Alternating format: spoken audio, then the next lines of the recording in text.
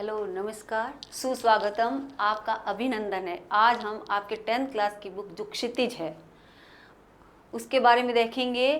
पहली बात तो क्षितिज का अर्थ क्या होता है। क्षितिज, आपने बुक का नाम तो देख लिया, लेकिन क्षितिज का अर्थ क्या होता है तो देखिए बेटा, क्षितिज का अर्थ है जहाँ धरती और आकाश का मिलन दिखाई देता है उसको क्षितिज कहते हैं। ये बहुत दूर की बात है, हर कोई इसका अर्थ नहीं समझ पाता। और जो बुक्स आप पढ़ रहे हैं, जिसके बारे में आप कुछ जानना चाहते हैं, तो पहले इस बुक्स का अर्थ जानना जरूरी है। तो क्षितिज है, आपकी हिंदी की जो पाठ्य पुस्तक है उसका नाम क्षितिज है, और क्षितिज का मतलब होता है धरती और आकाश का मिलन। अब आप देखेंगे धरती और आकाश का मिलन कहाँ दिखाई देता है।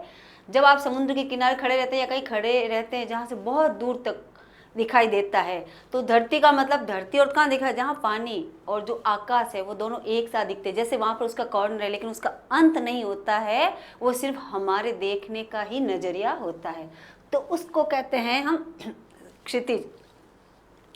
तो आपकी जो पाठ्य पुस्तक है उसका नाम क्षितिज है, और उसका हम पहले पद्य भाग पढ़ेंगे, जिसका आपके फर्स्ट चैप्टर है। जो पहला पाठ है सूरदास जी। आपको सूरदास जी के संबंध में एक श्लोक बता दूं कि सूर सूर तुलसी ससी उडुगन के सवदास, बाकी सब खग के सम जहाँ तक करे प्रकाश। सूर सूर तुलसी ससी, यानी काव्य के अंदर कवियों में सूरदास जी को सूर्य की उपमा दी गई है और तुलसीदास जी को शशि यानी चंद्रमा की उपमा दी है। तो सूरदास जी के जितना फेमस कवि कोई नहीं हुआ है।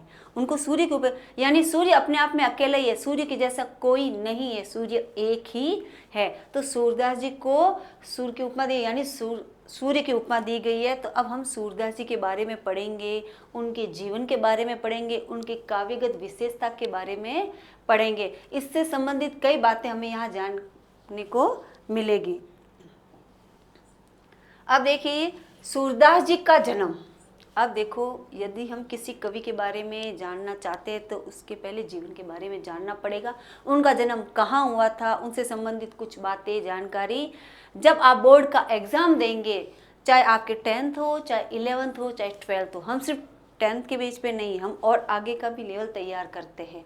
तो 10th के अंदर आपके सूरदास जी आया, 11th 12th, और आगे जब आप कोई कंपटीशन के एग्जाम देंगे तो सूरदास जी से संबंधित कोई ना कोई बात आपके आ ही जाएगी। मेन बात यह है बेटा कि सूरदास जी कृष्ण के परम भक्त थे, तो जहाँ भक्ति है वहाँ सूरदास जी का नाम आता ही है। तो सूरदास जी का जन्म बेटा 1478 1478 में हुआ था, माना जाता है, क्योंकि किसी के पास पुख्ता इसके प्रमाण नहीं है कब, इसलिए माना जाता है। ये 100% श्योर होके नहीं कह रहे हैं। सूरदास जी का जन्म 1478 यानी 1478 में माना गया है। एक मान्यता के अनुसार उनका जन्म मथुरा के निकट रुनकता या रेणुका क्षेत्र में हुआ था। अब देखिए क्या कहते हैं, एक मान्यता के अनुसार, यानी ये भी हमारे पास पक्के प्रमाण नहीं है, पुख्ता सबूत नहीं है कि इनका क्या जन्म मथुरा के निकट रुनकता या रेणुका में क्षेत्र में हुआ था। दूसरी मान्यता क्या कहती है, मैंने आपको क्या बताया था कि अभी पक्के प्रमाण नहीं है, इसलिए मान्यता के आधार पर कुछ विद्वान क्या कहते हैं और कुछ विद्वान क्या कहते हैं। तो दूसरे जो विद्वानों की मान्यता क्या है बेटा, उनके अनुसार इनका जन्म से दिल्ली के पास सिंह माना जाता है। कहाँ मानते हैं, दिल्ली के पास सिंह नामक माना जाता है। अब देखिए इस बात में भी असामंजस्यता है, दो बात में मतभेद होना, लेकिन आपको क्या करना है, दोनों के याद रख लेना है। यदि आपको याद है तो, और याद नहीं है तो आप इतना लिखते हैं दिल्ली के पास सिंह माना जाता है। श्योर होके नहीं लिखना है इनका जन्म दिल्ली के पास सिंह में हुआ था। जब था आ जाता है तो क्या होता है, श्योर हो जाते हैं। लेकिन जब आप लिखेंगे इनका जन्म स्थान दिल्ली के पास सिंह माना जाता है, तो इसमें आप श्योर नहीं है, लेकिन ये बात हो रखी है, विद्वानों ने ऐसा लिखा है। फिर आगे देखिए, महाप्रभु वल्लभाचार्य के शिष्य सूरदास अष्टछाप के कवियों में सर्वाधिक प्रसिद्ध है। तो इस बात से यह है कि सूरदास जी के गुरु का नाम क्या था, वल्लभाचार्य। देखिए जब हम किसी काव्य का या लेखक का, जब हम अपने हिंदी की बुक पढ़ना स्टार्ट करते हैं तो सबसे पहले एक ही प्रश्न उठता है जो आपके एग्जाम में 100% आता है, कवि की का परिचय और लेखक का परिचय। तो इसके अंदर जब सूरदास जी का परिचय आता है, जब आप उनका परिचय लिखते हैं तो सबसे पहले क्या लिखेंगे, इनका जन्म, और फिर उसके नीचे अंडरलाइन दर्शा देंगे। मैं बता रही हूँ आपको, हिंदी की यही खासियत है, जब आप किसी का परिचय लिखते हैं, जब आप व्याख्या करते हैं तो जो चेकर है एग्जाम में चेकर, उसको अपनी ओर आकर्षित करने के लिए, उससे अपनी ओर खिंचाव करने के लिए, अट्रैक्टिव करने के लिए आप क्या कीजिए, जो मेन चीज़ है उसके नीचे आप अंडरलाइन दर्शा दीजिए। जिससे क्या करेगा, जो कॉपी चेकर होगा वो क्या करेगा, सीधा जो अंडरलाइन किए है ना उसकी तरफ ही उसकी नज़र जाएगी। उसके नीचे उसके बाद में आपके जो जन्म स्थली है उसके नीचे आप अंडरलाइन कर दीजिए। फिर आप उनके गुरु का नाम, उनके गुरु का नाम क्या था, वल्लभाचार्य। अब वल्लभाचार्य के जो शिष्य थे अष्टचाप, उन्होंने अष्टचाप यानी 8 अष्टचाप जो मेन कवि थे उनका निर्माण किया था। उन्होंने एक जो ग्रुप बनाया था, जो समूह बनाया था, किन्होंने, वल्लभाचार्य ने। सूरदास जी के गुरु का नाम था वल्लभाचार्य और उनके जो अष्टचाप कवि थे जिनमें सर्वाधिक मुख्य महत्वपूर्ण कवि सूरदास जी माने जाते थे। तो अब यदि आप इसको अपनी कॉपी में लिखेंगे, ये एग्जाम में लिखेंगे, तो कैसे लिखेंगे कि वल्लभाचार्य द्वारा जो अष्टचाप कवियों का जो समूह था, सूरदास जी इसके महत्वपूर्ण कवि माने जाते हैं, या महत्वशाली कवि माने जाते हैं, या वह प्रसिद्ध कवि माने जाते हैं। फिर देखिए, वे मथुरा और वृंदावन के बीच गौ घाट पर रहते। मथुरा और वृंदावन के बीच गौ घाट पर रहते थे। कौन, सूरदास जी। अब सूरदास जी वृंदावन और मथुरा, अब देखेंगे श्री कृष्ण का जन्म मथुरा और वृंदावन, यहाँ दो ही उनका समय ज़्यादा बीता या वहाँ उनका जन्म हुआ था, उनकी जो सारी लीलाएं हैं वो वहीं पे हुई थी। तो उन दोनों के बीच बैठकर उन्होंने भक्ति की थी। श्रीनाथ जी के मंदिर में भजन कीर्तन करते थे, वही मंदिर है श्रीनाथ जी का, वहाँ उन्होंने क्या किया, आराधना की थी, भक्ति की थी। सन 1513 से 1583 में पारसोली में उनका निधन हुआ था। आप सोच रहे होंगे बेटा कि मैडम बार बार इंग्लिश क्यों बोल रही है, इसलिए कि हम जो ये है ऑनलाइन स्कूल इंडिया जो लेवल है वो सब जगह जाता है, आया समझ में। उसमें इंग्लिश मीडियम के बच्चे देखते हैं, हिंदी मीडियम के, तो हमें दोनों को मिलाकर ही चलना है। तब देखिए इनका 1583 1583 में पारसलोई में उनका निधन हो गया था। निधन यानी उनकी मृत्यु या देहांत। एक बात बता दूं बेटा, निधन का आप अर्थ समझिए। हम ऐसे नहीं कहते हमारे घर के पास यदि कोई बुजुर्ग की मृत्यु हो जाती है तो हम ऐसे नहीं कह सकते हमारे पड़ोस वाले जो बुजुर्ग है उनका निधन हो गया, नहीं। निधन शब्द जो कवि है, जो लेखक है, कोई महान लोग है, उनके लिए निधन शब्द का प्रयोग किया जाता है, आया समझ में। हम ऐसे नहीं कह सकते सूरदास जी मर गए या सूरदास जी की मृत्यु हो गई, नहीं। जो महान है, जो फेमस है, जो प्रसिद्ध है, उनके लिए किस शब्द का प्रयोग होता है, निधन का प्रयोग होता है। तो इसमें से देखिए जो मेन चीज है जो आपको नोट करनी है, जो आपके दिमाग में डालनी है और श्योर 100% एग्जाम में आता है कि सूरदास जी का परिचय लिखिए।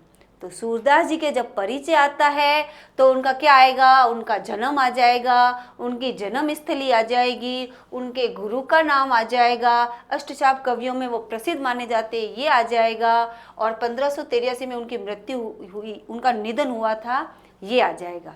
अब देखिए, और ऐसे भी लिख सकते हैं कि मथुरा और वृंदावन के बीच श्रीनाथ जी के मंदिर यानी गौघाट पर उन्होंने क्या की थी, आराधना की थी, भक्ति की थी, तपस्या की थी।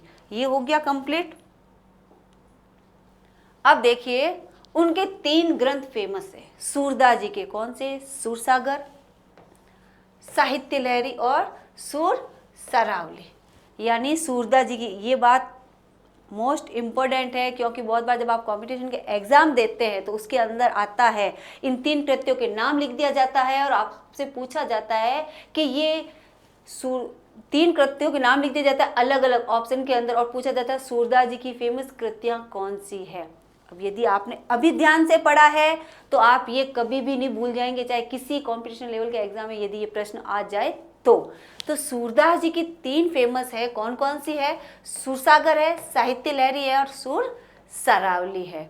ये तीनों हैं। ऐसे भी पूछा जा सकता है कि तीनों कृत्यों के नाम लिख दिए और ये बताइए ये कौन से कवि के द्वारा रचनाएं की गई है, सूरदास, तुलसीदास, या दे सकते हैं ऋतुराज या देव। तो आपको क्या करना है, यदि आप ये अभी ध्यान से सुन रहे हैं और आप जब रिटर्न वर्क करते हैं तो ये आप अपने लाइफ में कभी भी भूल नहीं पाएंगे कि सूरदास जी की फेमस 3 कृतियां हैं, सूरसागर, साहित्य लहरी और सुर सरावली। अब देखिए इसमें जो सबसे ज़्यादा फेमस है वो है सूरसागर। सूरसागर जो सबसे ज़्यादा फेमस है, जिसमें उन्होंने क्या किया है, श्री कृष्ण के द्वारा भेजे गए दूत उद्धव को गोपियों के पास भेजा, जो भ्रमर गीत के नाम से प्रसिद्ध है, उसका वर्णन इसमें दे रखा है। इसके अंदर श्रृंगार रस भी दे रखा है। तो सर्वाधिक लोकप्रिय हुआ है। खेती पशुपालक वाले भारतीय सामान्य का दैनिक अंतरंग चित्र और मनुष्य की स्वाभाविक वृत्तियों का चित्रण सुर की कविताओं में मिलता है। उन्होंने जो आम जनता है, जो आम लोग हैं, उनसे संबंधित और उनके दैनिक जीवन में क्या कुछ होता है, सामान्य लोगों की जो परेशानियां हैं और जो स्वाभाविक वृत्तियां हैं, उसका चित्र इन्होंने पूरे सुरसागर जो इनका ग्रंथ है उसमें उन्होंने लिखा है। इसलिए ये ज़्यादा फेमस है, यानी प्रसिद्ध है। अब देखिए, सुर, वात्सल्य और श्रृंगार के श्रेष्ठ कवि माने जाते हैं। अभी तो आप हिंदी पढ़ रहे हैं, यदि आप लिटरेचर हिंदी आगे लेते हैं तो आपको क्या है, बहुत सारे रस देखने को मिलेंगे, जिसमें एक है श्रृंगार रस होता है। प्रेम की बहुत भाषाएं होती है, आया समझ में। यदि दो विपक्ष लिंग का जब प्रेम होता है उससे कहते हैं श्रृंगार प्रेम, और जब माँ और पुत्र के बीच का जो प्रेम होता है उसको कहते हैं हम वात्सल्य प्रेम। अब देखिए, श्रृंगार प्रेम में सजना, संवरना, दूसरे की याद में जलना या किसी का इंतजार करना, ये सारा श्रृंगार प्रेम में आ जाता है। फिर आता है वात्सल्य प्रेम। वात्सल्य प्रेम है जो सबसे खास है। क्यों? क्योंकि ये इस माँ और संतान, यानी एक माता और पुत्र के बीच का जो प्रेम होता है वो वात्सल्य प्रेम कहलाता है, जो सूरदास जी ने अपने ग्रंथ में यशोदा, देवकी और श्री कृष्ण के बीच के प्रेम का वर्णन किया। इसलिए इसमें वात्सल्य प्रेम भी आ गया। श्रृंगार प्रेम इसलिए दे रखा है क्योंकि राधा और श्री कृष्ण के प्रेम का वर्णन है, गोपियां और श्री कृष्ण के प्रेम का भी इसमें वर्णन है। इसलिए जो सूरदास जी है उन्होंने वो क्या माने जाते हैं, वात्सल्य और श्रृंगार के श्रेष्ठ कवि माने जाते हैं। इन्होंने इतना मनमोहक, इतना सुंदर चित्रण किया है कि जैसे जैसे आप पढ़ेंगे आपको वो नज़ारा आपके सामने नजर आने लगेगा। श्रेष्ठ कवि माने जाते हैं। कृष्ण और गोपियां का प्रेम आ गया, इसमें सहज मानवीय प्रेम को प्रतिष्ठा करता है। अब देखिए, जो गोपियों का, जो कृष्ण का प्रेम है वो मानवीय प्रेम को प्रतिष्ठा में करता है, यानी गोपियां श्री कृष्ण से कितना प्रेम करते थे, उनके प्रेम में वो क्या क्या सोचती थी, उनके प्रेम के आगे उनको जो संसार के जो सारी सुख सुविधाएं हैं वो निष्फल लगती थी, वो किसी काम की नहीं लगती थी। उनके यदि पक्ष में तोला जाए या एक तराजू में श्री कृष्ण का प्रेम और दूसरे संसार के सारे सुख, तो वो क्या करती थी, संसार के जो सारे सुख है उनका वो त्याग करती थी। इसका सूरदास जी ने अपने इस ग्रंथ में बड़े ही सुंदर ढंग से इसको प्रस्तुत किया है। सुर ने मानव माध्यम से, अब देखिए, सुर ने मानव प्रेम की गौरव गाथा के माध्यम से सामान्य मनुष्यों की हीनता का बोझ से मुक्त किया है। यानी अब देखो इसके अंदर क्या है, लोगों के मन में जो हीन भावना है किस कारण आ जाती है, वो कैसा कुछ करते हैं, उसको भी इसमें इन्होंने बताया है। उनमें जीने की ललक पैदा की है। कुछ लोग क्या करते हैं, किसी कारण नर्वस हो जाते हैं, उदास हो जाते हैं, जीने की आशा नहीं रहती है, तो उनके अंदर भी उन्होंने क्या किया है, अपने काव्य के माध्यम से उनमें जीने की लालसा पैदा की है, ललक, चेष्टा पैदा की है।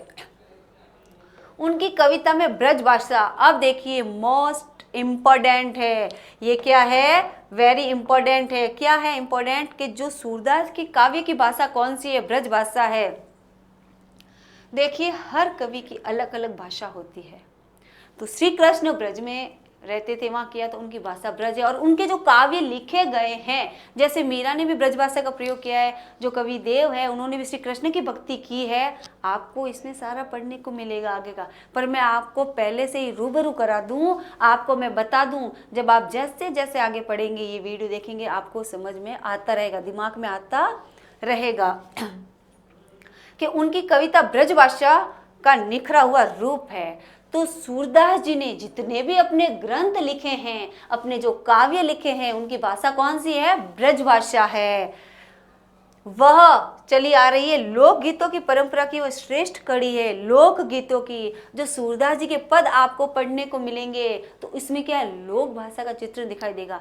आपको ऐसे शब्द मिलेंगे जिसको आपने कभी पहले सुना है या किसी के द्वारा सुना या आपने खुद ने कभी अपने मुख से बोला है।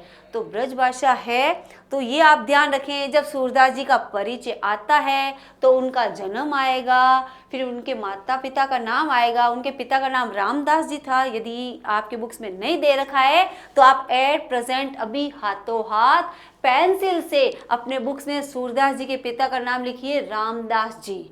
आया समझ में? क्योंकि जब हम किसी का परिचय देते हैं तो पहले उसका जन्म स्थली और उसके बाद में उसके माता पिता का नाम जानना आवश्यक हो जाता है या बताना जरूरी हो जाता है। तो सूरदास जी के पिता का नाम रामदास जी था। ये आप अभी एट प्रेजेंट पेंसिल से अपने बुक्स में लिख दीजिए। फिर क्या है, उनके पिता का नाम रामदास जी था, उनके गुरु का नाम था वल्लभाचार्य था। उनके द्वारा जो अष्टचाप मंडली बनाई गई थी उनके वे प्रसिद्ध कवि थे और उन्होंने 3 कृतियाँ लिखी थी।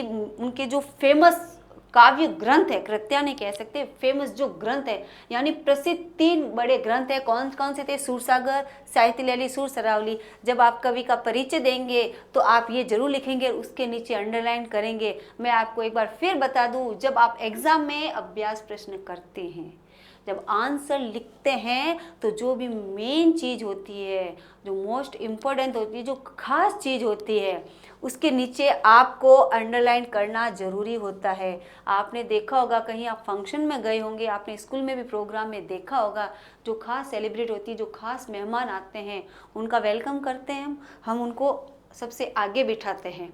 तो बेटा ये जो शब्द है जो मैं आपको बता रही हूँ ये भी अपने लिए खास है। जब ये खास रहेंगे, जो चेक करेगा वो आपकी जो आपने खास चीज़ लिखा है उसकी ओर वो आकर्षित हो जाएगा और श्योर आपको वो फुल एंड फुल मार्क्स जरूर देगा।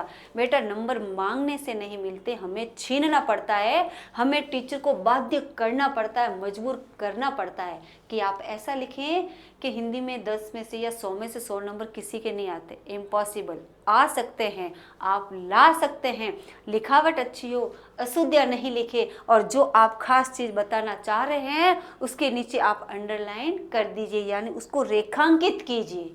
अंडरलाइन का मतलब है उसको रेखांकित कीजिए डार्क लाइन से। जिस पेन से आप वर्क कर रहे हैं आपको इंक चेंज नहीं करनी है। आया समझ में? उसी पेन से आपको उसके नीचे अंडरलाइन दर्शानी है। जब उसका परिचय आएगा कवि का तो आप लिखेंगे सूरदास जी की भाषा ब्रज भाषा थी, जो लोकगीतों की परंपरा का श्रेष्ठ कवि है। तो इतनी बातें आप सूरदास जी के बारे में ध्यान रखेंगे तो आपके 12th लेवल तक के क्वेश्चन तैयार हो रहे हैं। आप 10th के साथ साथ 11th का भी कर रहे हैं और 12th का भी कर रहे हैं, क्योंकि जो सूरदास जी है मैं बता दूं ये कृष्ण के परम भक्त थे। तो इन्होंने तो भक्ति की है तो इनकी भक्ति प्रसिद्ध है और ब्रज भाषा में है। तो ये हमें 9th में भी मिला, 10th में भी और 11th में भी और 12th में भी मिलेगा और भविष्य में इससे संबंधित कॉम्पिटिशन में एग्जाम जरूर आते हैं। अब देखिए ये तो हो गया अपना कवि का परिचय। सूरदास जी का मैं बता दूं आपको, सूरदास जी ने पहले दास्य भाव से भक्ति की थी।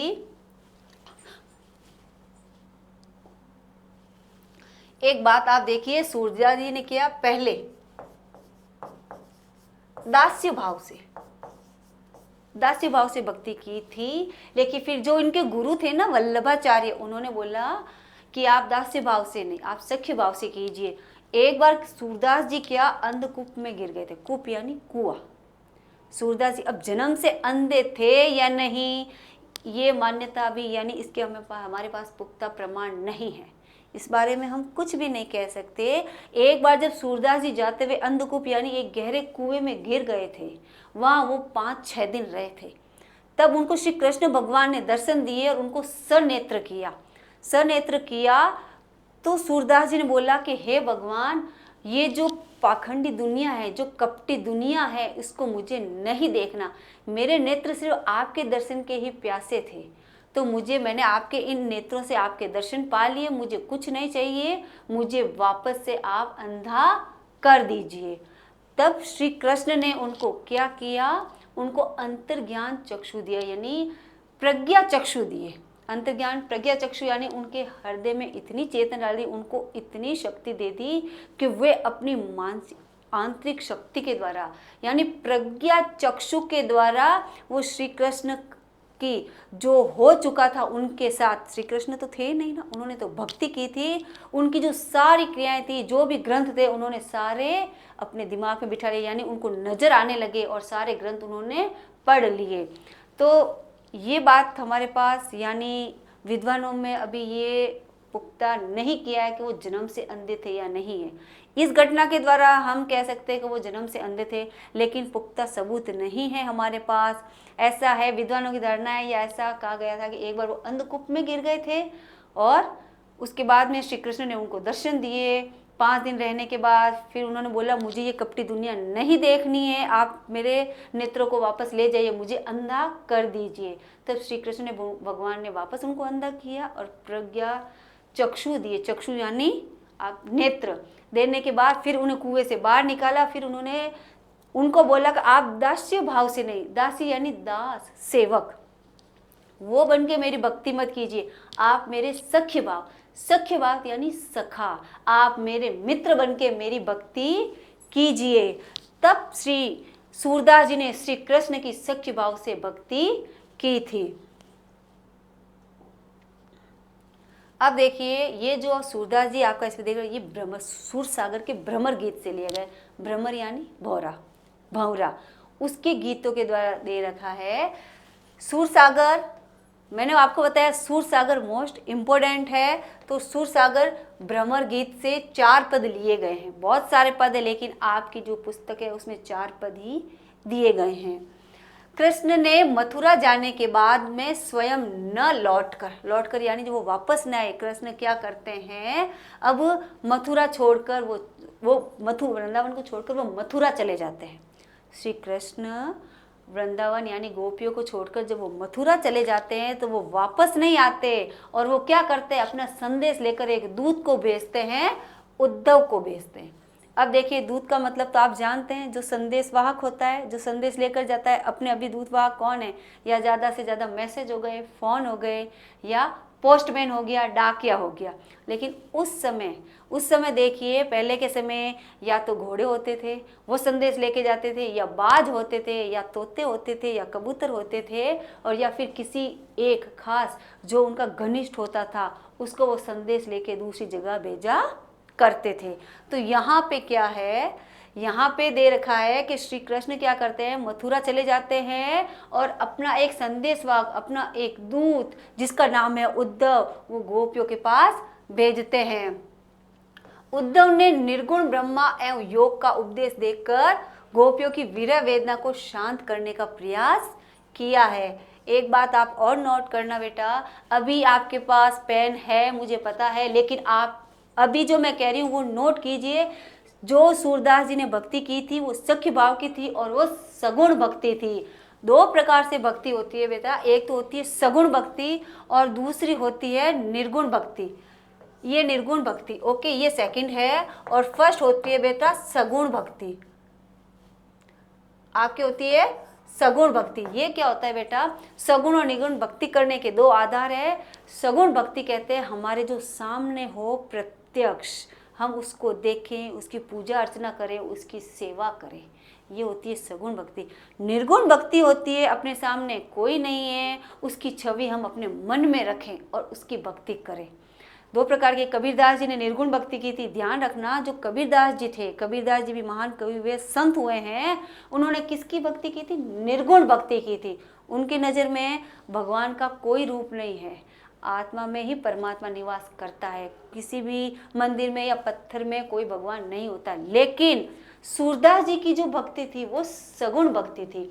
सगुण भक्ति आप ध्यान रखेंगे, जब आप सूरदास जी का परिचय लिखेंगे तो जो मैं आपको मोस्ट इम्पोर्टेंट बातें बता रही हूँ, जो अभी आपके इस चैप्टर में नहीं दे रखा है, उससे भी मैं अलग बता रही हूँ। एक तो उनके पिता का नाम रामदास था, उन्होंने सख्य भाव से भक्ति की थी, और तीसरा मैं आपको बता रही हूँ उन्होंने जो भक्ति की थी वो सगुण भक्ति थी। तो जब सगुण भक्ति करते हैं तो फिर निर्गुण भक्ति किसको अच्छी लगती है? लगती है क्या? यदि आप हमेशा क्या करते हैं, अच्छी साधारण सब्जी और रोटी खाते हैं, एक दिन आपको रूखी सूखी दे दी जाएगी, आप खाओगे क्या? इम्पॉसिबल। आप हमेशा मीठा खाते हैं और एक दिन आपको कड़वा दे दिया जाएगा, आप खाओगे क्या? नहीं, आपको वो अच्छा नहीं लगेगा। तो अब ये जो गोपियां हैं वो तो क्या कर रही है, सगुण भक्ति किए जा रही है, लेकिन उद्धव अचानक आते हैं और उनको कहते हैं निर्गुण भक्ति कीजिए। तो गोपियों को कैसा लगता है वो सारा आपको सूरदास जी के पद में पढ़ने को, सुनने को, समझने को मिलेगा। अब देखिए, गोपियां ज्ञान मार्ग की बजाय प्रेम मार्ग को पसंद करती थी। ज्ञान मार्ग यानी उनको ज्ञान नहीं चाहिए, उनको प्रेम चाहिए। वो श्री कृष्ण से प्रेम करती थी। तो अब क्या है, गोपियां कह रही है हम तो श्री कृष्ण से प्रेम करते हैं और ये उद्धव हमारे पास ज्ञान बांटने को आ गया है, वो हमें नहीं चाहिए। इस कारण उन्हें उद्धव का शुष्क संदेश पसंद नहीं आया, क्योंकि उद्धव क्या संदेश लेकर आए थे कि आप निर्गुण भक्ति कीजिए, ये ज्ञान संदेश लेकर आए, लेकिन गोपियों को पसंद नहीं आया।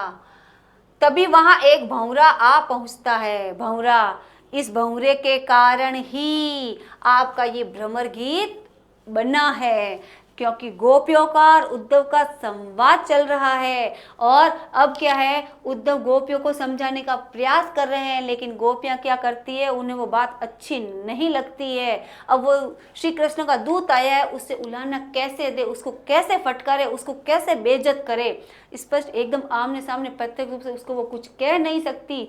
तो वो क्या करती है, उसी समय उस डाल पर एक भंवरा आके बैठता है और उस भंवरे को कहती है, किसको संबोधित करके, वो उद्धव को संबोधित करके उस भंवरे को कहती है कि हे भंवरे ये देख।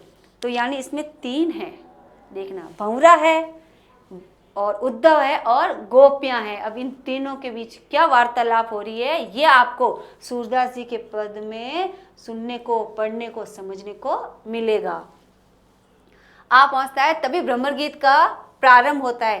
गोपियों ने भ्रमर के बहाने उद्धव पर व्यंग बाण छोड़ा है। देखिए, बाण दो तरीके से छोड़े जाते हैं, एक तो वह बाण छोड़ना जो शरीर के घाव कर देता है, और एक व्यंग वचनों के बाण छोड़ना जो क्या करता है, तन और मन दोनों पर घाव करता है। बाण जो छोड़ा जाता है, तीर कमान जो बाण छोड़ा जाता है, वो घाव क्या भर जाता है, उसके ऊपर मरहम लगाया, दवाई ली और औषधि लगाई, वो ठीक हो गया। लेकिन जो शब्दों के बाण छोड़े जाते हैं वो जीवन भर नहीं भूले जाते। तो यहाँ गोपियां क्या कर रही है, अपने शब्दों के बाण छोड़ रही है, व्यंग भरे बाण उद्धव के ऊपर। क्या कह रही है, पहले पद में, इसके अंदर आपको 4 पद में मिलेंगे। देखिए बेटा, ये है पाठ परिचय। जो पहले हमने समझा था वो था कवि परिचय। जब तक आप पाठ परिचय को नहीं समझेंगे, आपको चैप्टर समझ में नहीं आएगा। इसलिए पद्य भाग को समझने के लिए पहले जरूरी है कवि का परिचय, उसके बाद में आपके पद्य भाग का जो परिचय। ये जो पाठ दे रखे हैं ना, उनके अंदर क्या दे रखा है। यदि कोई चीज़ बनानी होती है तो सारे पहले आपको उसकी विधि देखनी पड़ेगी ना। आया समझ में? कोई मैथ्स का क्वेश्चन सॉल्व करना पड़ता है, उसका फॉर्मूला देखना पड़ेगा ना, कौन सी टिक कहाँ यूज़ करनी है, कैसे क्या करना है। ऐसे कैसे हिंदी में है। यदि पद्य भाग आपको समझना है तो पहले आपको कवि परिचय समझना पड़ेगा, उसके बाद में आपको उसका जो पाठ परिचय उसके दे रखा है, पाठ परिचय, उसको समझना पड़ेगा कि इस पद्य भाग में बताया क्या है। अब इसमें क्या है, गोपियाँ शिकायत वाजिब लगती है, एकदम सही होती है कि यदि, देखो बेटा, ये जो बिंदी दे रखी है ना, वाजिब, जिब, इसको कहते हैं वाजिब, इसको कहते हैं नुक्ता। जो किसी शब्दों के नीचे बिंदी लगाई जाती है उसको कहते हैं नुक्ता। ये ज़्यादा से ज़्यादा उर्दू शब्दों के बीच में नीचे लगाई जाती है, जो भी अक्षर होते हैं उसके नीचे, तो ये इसको कहते हैं नुक्ता लगती है। यदि उद्धव कभी स्नेह के धागे से बंधे होते तो वो विरह की वेदना को अनुभूत अवश्य कर होते। विरह की वेदना, वेदना यानी दुख, कष्ट सहन करना। विरह यानी जब हम किसी से प्रेम करते हैं और उसका इंतजार करते हैं और वह जब नहीं आते, उनकी जब हम प्रतीक्षा करते हैं, वो होती है विरह की वेदना, यानी हम किसी के इंतजार में जल रहे हैं। तो गोपियाँ क्या कर रही थी? श्री कृष्ण का इंतजार कर रही थी, उनकी राह देख रही थी। श्री कृष्ण नहीं आते और उद्धव को संदेश लेके भेजते हैं। तो क्या है, गोपियाँ विरह की वेदना का अनुभूत अवश्य कर रहे थे। अब वो श्री कृष्ण के प्रेम को समझ ही नहीं पाए तो वो विरह की वेदना को क्या समझेंगे? विरह की वेदना वही समझ पाता है जो किसी से प्रेम करता है। प्रेम का मतलब जरूरी नहीं है कि अलग नहीं को, भाई बहन का भी प्रेम हो सकता है, दो मित्र हैं उनका भी प्रेम हो सकता है। तो प्रेम किसी का भी हो सकता है। अपने जो बेस्ट फ्रेंड है, जो खास मित्र है, वो हमें बहुत अच्छा लगता है, मुझसे बहुत प्रेम करते हैं और वो कई दिनों के बाद आता है, हम इंतजार करते हैं, जब वो नहीं आएगा तो हमें कैसा लगेगा। तो यहाँ पे जो विरह वेदना दे रखी है वो गोपियों से संबंधित है। गोपियाँ क्या करती है? श्री कृष्ण का इंतजार करती है आने का, श्री कृष्ण नहीं आते। अब क्या कर रही है? वो उनके प्रेम में डूबी हुई है। अब श्री कृष्ण उद्धव को अपना संदेश लेके वहाँ भेज देते हैं। अब गोपियों को और ज्यादा विरह वेदना सताने लगी है। दूसरे पद में गोपियों की यह स्वीकारोक्ति की उनके मन की जो अभिलाषाएं हैं, अभिलाषाएं यानी इच्छाएं, क्या है? मन में ही रह गई। यानी वह बहुत कुछ श्री कृष्ण से कहना चाहती थी, अपना प्रेम जाहिर करना चाहती थी कि जब वो चले गए तो हमें कैसा आभास हुआ, हमें कैसा लग रहा था, हमारा हर दिन कैसे कटा, हमने कोई रास नहीं किया, कोई नृत्य नहीं किया, हम पनघट पे पानी लेने भी नहीं गए, हमें भोजन भी अच्छा नहीं लगता था। बहुत सारी ऐसी उनके मन में बातें थी जो वो श्री कृष्ण को बताना चाहती थी, लेकिन श्री कृष्ण तो आए नहीं। अब वो किसे बताए? और उद्धव को बताने का कोई भी फायदा नहीं है, कोई मतलब नहीं है, निरर्थक है। क्यों? ये हम आगे पढ़ेंगे। पहले पद में बताया जाएगा कि उद्धव को ये बात बताना मुमकिन क्यों नहीं थी, उन्हें सही क्यों नहीं लग रहा था। कृष्ण के प्रति उनके प्रेम की जो गहराई थी, किनकी? गोपियों की, को अभिव्यक्त करती है। अब क्या है? उनकी मन की बातें जो मन में रह गई, ये सारी बातें जो कृष्ण से वो अनन्य प्रेम करती थी, खास प्रेम करती थी, जो घनिष्ठ लगाव था, वो ये पंक्तियां यहाँ अभिव्यक्त करती है। तीसरे पद में, यानी 4 पद दे रखे हैं बेटा, तो तीसरे पद में क्या है? उद्धव की योग साधना को कड़वी ककड़ी जैसा बताकर अपने एक निष्ठ प्रेम की दृढ़ विश्वास प्रकट करती है। योग साधना मैंने आपको बताया, पहले ही मैंने आपको बता दिया था, निर्गुण भक्ति करना, यानी आप योग कीजिए, आप तपस्या कीजिए, आप उनकी भक्ति कीजिए। श्री कृष्ण यहाँ नहीं है तो कोई बात नहीं, आप ऐसे उनके बिना ही भक्ति कीजिए। जो क्या है? गोपियों को एक कड़वी ककड़ी के समान लगती है। जैसा मैंने आपको पहले बताया, हमेशा कुछ मीठा फल खाते हैं हम, अच्छा लगता है, आनंदित हो उठता है मन, लेकिन जैसे ही हमारे मुंह में कोई कड़वी ककड़ी आ जाती है तो हम तन मन हमारा पूरा खराब हो जाता है, सब चीज़ हमें अच्छी नहीं लगती, यानी पूरा तन मन खराब हो जाता है, मूड भी खराब हो जाता है। और क्या करते हैं? हम झुंझला जाते हैं कि ये ऐसा क्या हमें खिला दिया, बेस्वाद हो जाता है।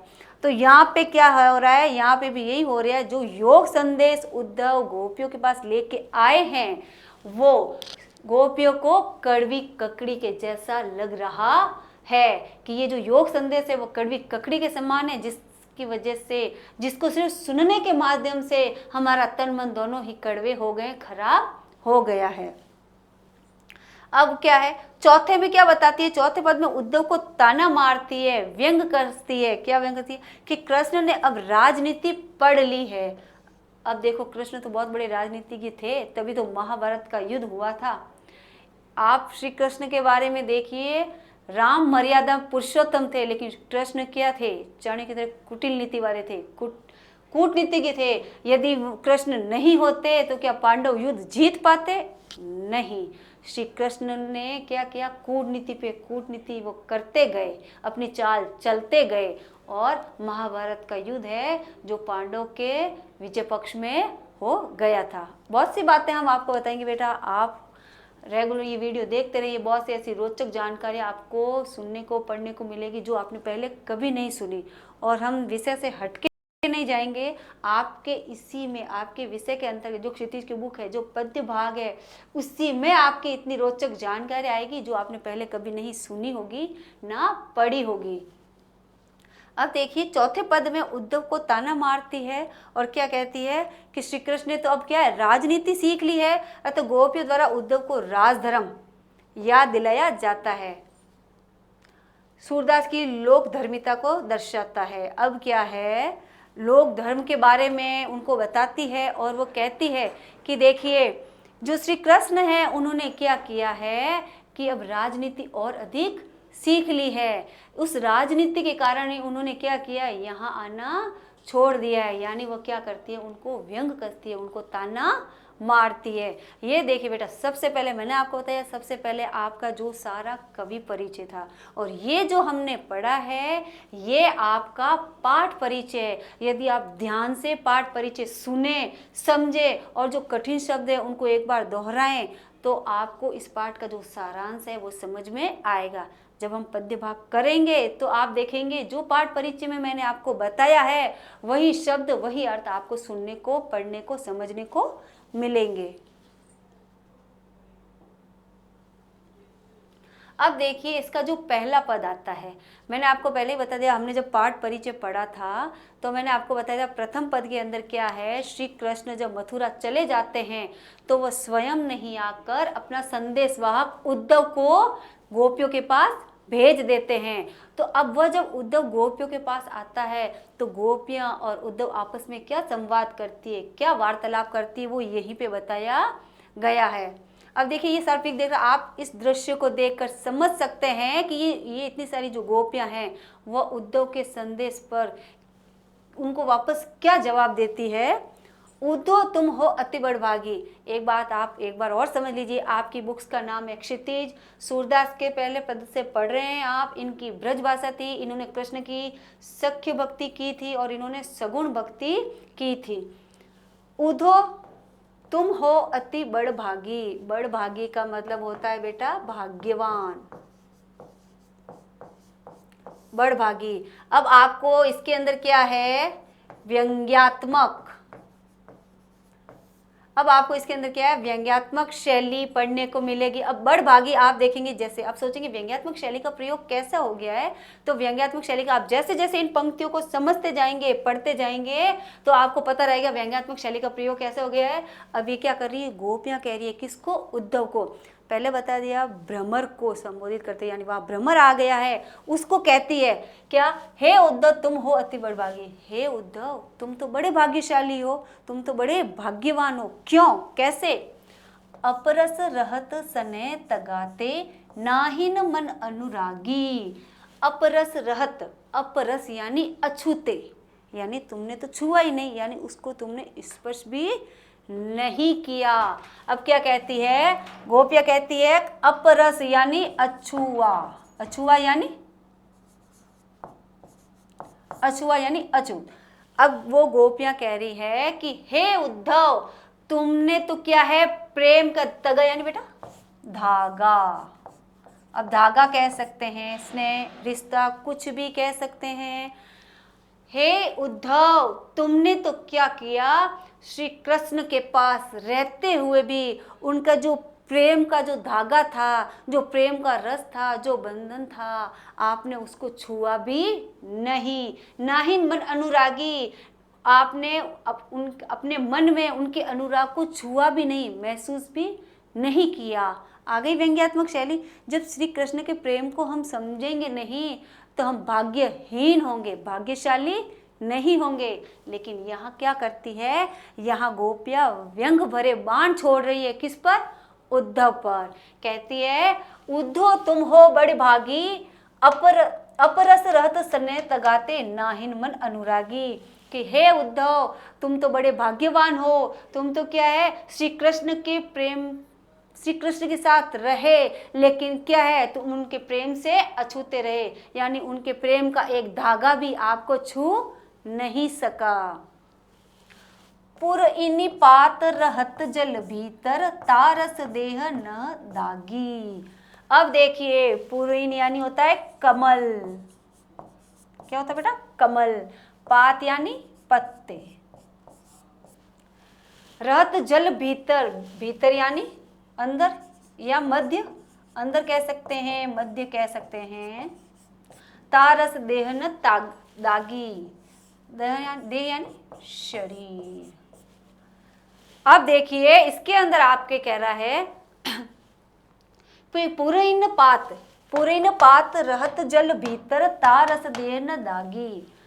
तो अब गोपिया कह रही है कि जिस प्रकार, उदाहरण दे रही है वो, कि जिस प्रकार जो कमल का पत्ता होता है, जो कमल का फूल होता है, उसकी जो पत्तियां होती है, कमल जल के भीतर रहता है, अंदर रहता है, लेकिन एक पानी की बूंद है जो कमल के पत्ते को छू भी नहीं सकती। ये उदाहरण क्यों दे रही है? क्योंकि जो उद्धव है वो श्री कृष्ण के पास रहते हैं और उनका जो प्रेम है वो उद्धव को छू भी नहीं सका, अर्थात वो उनके प्रेम से अनभिज्ञ है, अनजान है। इसलिए गोपियों ने क्या उदाहरण दिया है? 3 उदाहरण दिए हैं। अब ध्यान रखना, ये प्रश्न में आता है सॉरी, कि इन्होंने, गोपियों ने कौन कौन से उदाहरण के माध्यम से उद्धव को समझाया है या उन्हें व्यंग्यात्मक बाण कसे हैं। अब इसमें देखिए, पुरैन पात यानी जिस प्रकार कमल के पत्ते जल के अंदर रहकर भी उसका एक पानी भी कमल के पत्तों को छू नहीं सकता। एक उदाहरण दिया कमल के पत्तों का। दूसरा देखिए, ज्यों जल माह तेल की घाघरी बूंद न ताको लागी। घाघरी कहते हैं बेटा घड़ा।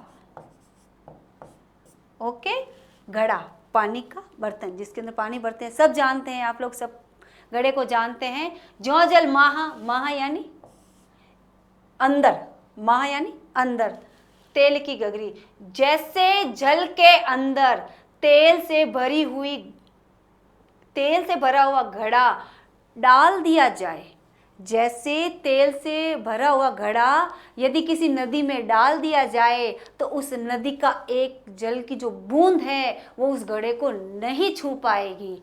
क्यों? चिकना घड़ा, एक देखो आपके मुहावरे भी है, चिकना घड़ा होना यानी कुछ असर नहीं होना। तो ये उदाहरण, यानी ये आप खुद देख लीजिए, जब एक तेल से भरा हुआ घड़ा रहता है, हम उसको पानी में डुबोएंगे तो पानी की एक बूंद उस घड़े को स्पर्श नहीं कर पाएगी। जो हम किसी कुछ बात कहते हैं वो सुनता नहीं है, नज़रअंदाज कर देता है, उसके पल्ले नहीं पड़ती है, असर नहीं होता, तो हम क्या कहते हैं? ये चिकना घड़ा हो गया है। आया ना समझ? लेकिन आप लोग और हम लोग चिकने घड़े नहीं हैं। जो मैं आपको कह रही हूँ वो आपको समझना है, पढ़ना है और अपने दिमाग में बिठाना है। चिकने घड़े हमें नहीं बनना है। आया समझ में? अब देखिए, जो जल माह, पहला तो बताया कमल की पत्तियां। दूसरा उदाहरण क्या दे रहे हैं बेटा? वो दे रहे हैं जो जल माह तेल की गागरी, जैसे तेल से भरा हुआ घड़ा, यानी बाहर से, अंदर से तो नहीं, जो पूरा चिकना घड़ा है उसको यदि हम जल की बूंद यानी नदी में डुबोएं तो जल की एक बूंद उसको स्पर्श नहीं कर पाएगी। तो क्या हुआ? तेल की गागरी का उदाहरण दिया है, कमल के पत्ते का उदाहरण दिया। अब तीसरा उदाहरण गोपियां उद्धव को क्या देती है? प्रीति नदी में पाऊ न बोरियो दृष्टि न रूप परागी। प्रीति नदी यानी जो प्रेम की नदी है, जो प्रेम की नदी, प्रेम रूपी जो नदी है, मैं पाऊं यानी बेटा पांव, पांव यानी पैर। अब देखिए, जो प्रेम की नदी है उसमें पांव न बोरियो, बोरियो यानी डुबाना या धोना। क्या होता है? धोना। दृष्टि न रूप परागी, दृष्टि यानी नजर, न परागी यानी देखा। अब तीसरा उदाहरण गोपिया क्या देती है उसको? गोपिया कहती है कि हे उद्धव, ये जो प्रेम की नदी है वो तुम्हारे पास थी, लेकिन उसमें पैर धोने की बात तो बहुत दूर की है, तुमने तो नजर उठा के उसकी तरफ देखा भी नहीं। 3 उदाहरण दिए इसमें। पहला उदाहरण दिया पुरैन पात यानी क्या होगा? कमल के पत्ते का उदाहरण दिया। दूसरा उदाहरण क्या दिया उन्होंने? तेल की घाघरी का। तीसरा उदाहरण क्या दिया? प्रीति नदी यानी जो प्रेम की नदी है उसमें पैर धोने की बात तो बहुत दूर है, तुमने तो क्या किया? उसकी तरफ देखा भी नहीं, यानी एक पलक उठाकर उसकी तरफ देखा भी नहीं। सूरदास अबला हम भोरी गुरु चाटी ज्यों पागी। सूरदास सूरदास कहते हैं। अब ये सारा तो सूरदास जी लिख रहे हैं। गोपियां ने क्या क्या सोचा, उद्धव ने क्या किया, वो सब में अपने ग्रंथों में उन्होंने काव्यगत के आधार पर लिखा है। सूरदास अबला हम भोरी गुरु चाटी ज्यों पागी। अबला एकदम कमजोर, तन मन से, शारीरिक रूप से पूरी तरह से एकदम दुर्बल। सूरदास जी कहते हैं अबला हम भोरी, भोरी कहते हैं भोली को, भोरी यानी भोली कहते हैं। घुर यानी गुड़, चाटी यानी चींटी, ज्यों पागी। अब हम वैसी हो गई हैं जैसे पागी यानी पैर। अब देखिए, अब चौथा उदाहरण क्या दे रही है, अब इसमें गोपियां अपने प्रेम के बारे में बता रही है कि श्री कृष्ण के प्रति हमारा जो घनिष्ठ प्रेम है, जो लगाव है, वो कैसा है। अब देखिए, सूरदास अबला हम भोरी, सूरदास जी कहते हैं, गोपियां कहती कि हम तो अबला हैं, हम तो भोली हैं, हम तो उस गुड़ की चींटियों के समान है, जो क्या है उसमें हमारे पैर धस जाते हैं।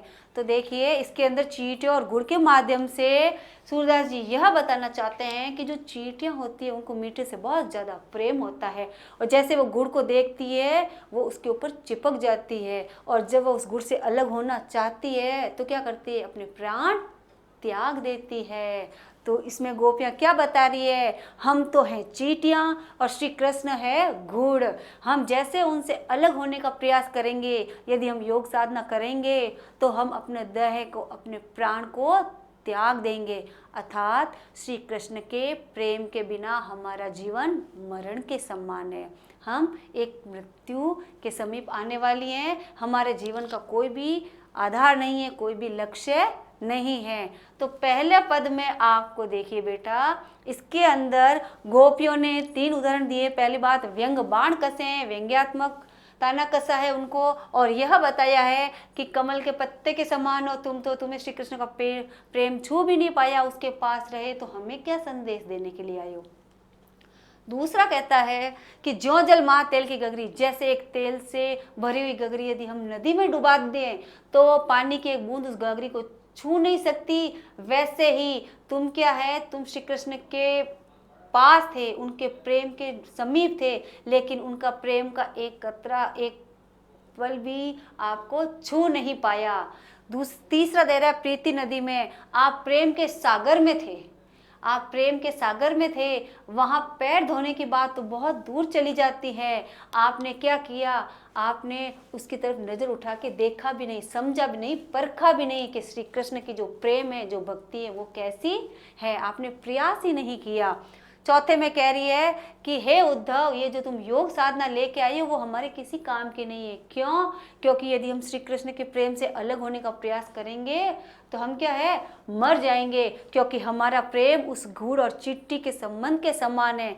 जिस प्रकार चींटी गुड़ के जब चिपक जाती है और जब वो अलग होने का प्रयास करती है तो अपने प्राण त्याग देती है, तो हम चींटी हैं और श्री कृष्ण का जो प्रेम है हमारे लिए वो क्या है, गुड़ है। इसलिए हम दोनों एक दूसरे से कभी भी अलग नहीं हो सकते। तो ये जो पहला पद है उसके अंदर आपको गोपियों और उद्धव का जो वार्तालाप है वो आपको देखने को, सुनने को, समझने को मिलेगा। 100% इसमें से एक ना एक प्रश्न तो आपके जरूर आएगा। अब आपको इसका करने का देखिए, सबसे पहले बेटा मैं बता दूं आपको, इसकी आप व्याख्या करेंगे। व्याख्या करने के बेटा देखिए, व्याख्या करने के आपके 4 नियम होते हैं। आया समझ में? जैसे आप जब मैथ्स में क्वेश्चन सॉल्व करते हैं ना तो फॉर्मूला होता है। आया समझ में? जब आप इंग्लिश में भी कुछ करते हैं तो आपको ग्रामर आनी जरूरी रहती है, ओके, जैसे टेंस आनी जरूरी है।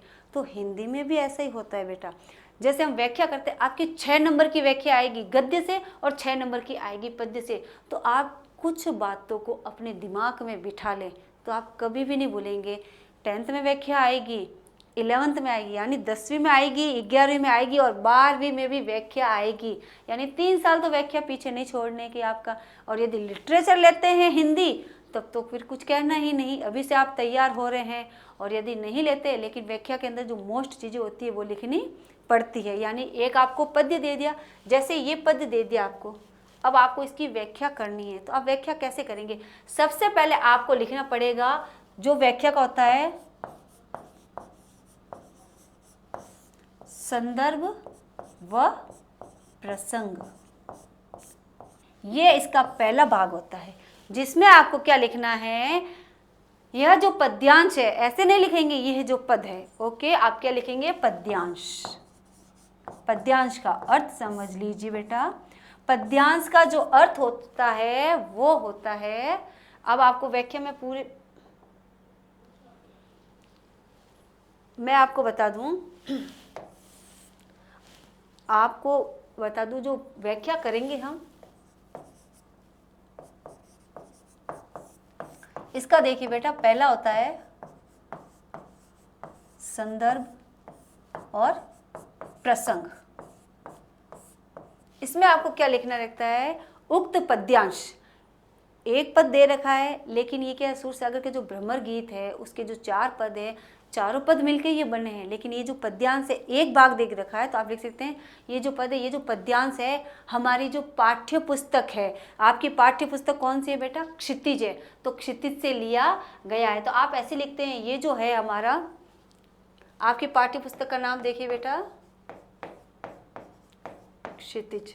तो जब आप ऐसे लिखेंगे कि उक्त पद्यांश हमारी पाठ्य पुस्तक क्षितिज, यानी अंडरलाइन करेंगे। मैंने बार बार आपको जब ये पद पढ़ाया, जब आपको मैंने कवि परिचय पढ़ाया, जब मैंने आपको पाठ परिचय पढ़ाया, तो मैं आपको बार बार एक ही बात कहे जा रही हूँ, और 100% आपने सुना है, मनन भी किया इस बात को कि आपकी जो हिंदी की पुस्तक है उसका नाम क्षितिज है।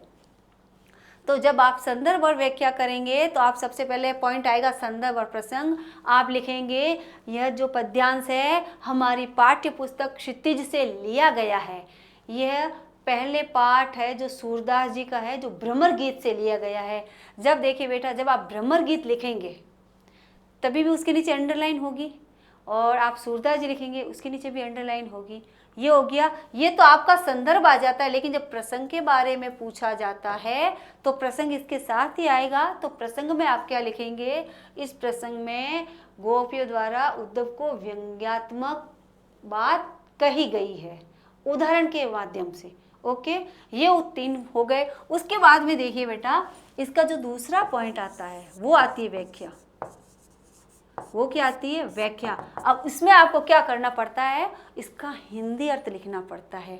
अब आप एक एक शब्दों के पास जाएंगे तो आपको नहीं आएगा, लेकिन आप ध्यान रखें जो आपके सूरदास जी का पहला पद है उसके अंदर गोपियों ने अनेक उदाहरण के माध्यम से श्री कृष्ण के प्रेम को बताया है कि उनका प्रेम किस प्रकार है, और जो उद्धव है वो किस प्रकार श्री कृष्ण के प्रेम से अछूते रह गए हैं। तो वो आपके दिमाग में रखना, माइंड में रखना। बुक की भाषा में आपको ज़्यादा नहीं देखना है, जो आप पढ़ाया आप ज़्यादा से ज़्यादा वीडियो देखेंगे, 1 बार 2 बार 3 बार, तो आपके दिमाग में आ जाएगा अरे इसमें तो ये दे रखा है। इसके लिए आपको ज़्यादा से ज़्यादा सुनना पड़ेगा, देखना पड़ेगा, तो आपके दिमाग में आ जाएगा। बहुत बार क्या होता है, जैसे 2 प्रकार के पढ़ाकू होते हैं, एक तो जो सुनकर कैच करते हैं, एक जो देखकर कैच करते हैं, और एक होता है रट्टा मार। तो रट्टा मार तो होना नहीं है, हमें तो क्या है, देखकर और सुनकर ज़्यादा से ज़्यादा कैच करना है। अब देखिए व्याख्या। व्याख्या में मैंने आपको बता दिया क्या आएगा, इसका अर्थ आ जाएगा। ओके, आपको इसका अर्थ लिखना है। तीसरा पॉइंट देखिए, तीसरा पॉइंट आता है आपके विशेष। 3 पॉइंट होते हैं व्याख्या के, यानी व्याख्या करने का जो फॉर्मूला है इसके अंदर आपको लिखना है कि ये जो भाषा शैली है वो क्या है, सरस और सुबोध है। सरस, रस यानी आनंद, स यानी साथ, यानी यह जो भाषा शैली है वह सरस है। सुबोध, सु यानी अच्छा, बोध यानी ज्ञान, यह जो भाषा शैली है सरस और सुबोध है। ये इसका पहला पॉइंट है। विशेष, विशेष का मतलब आप जानते हैं ना, कुछ खास है जो इसमें दे रखा है। व्याख्याएं बहुत होती है, आपने देखा होगा, लेकिन विशेष बहुत कम लिखते हैं लोग।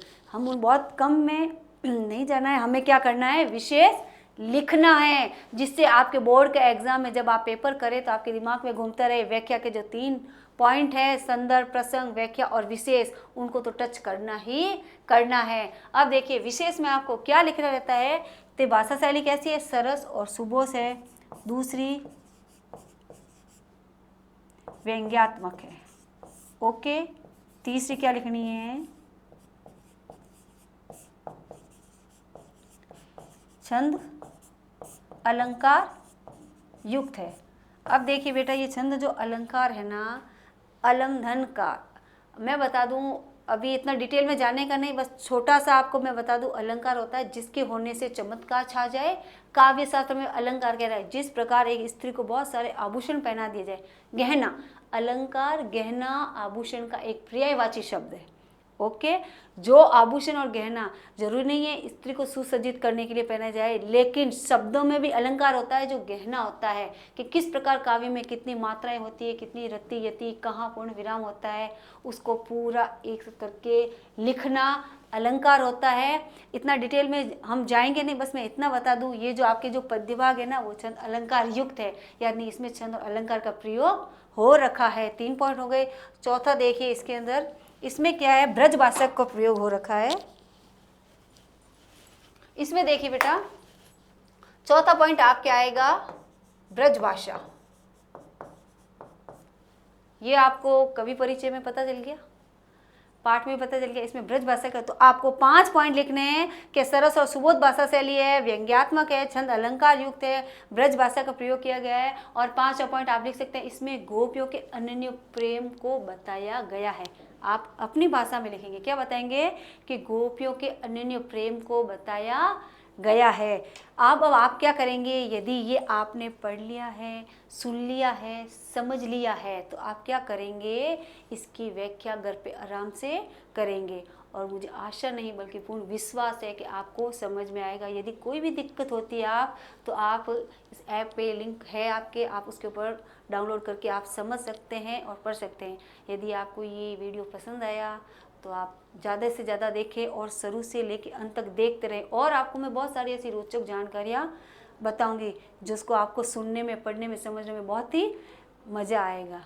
तो आप देखिए ऑनलाइन स्कूल इंडिया ये जो ऐप है आप डाउनलोड कीजिए और ज़्यादा से ज़्यादा देखिए। और जो भी आपकी दिक्कत होती है, परेशानी होती है, तो इस ऐप पर आपके नोट्स आपको मिल जाएंगे। ओके बेटा, नमस्कार।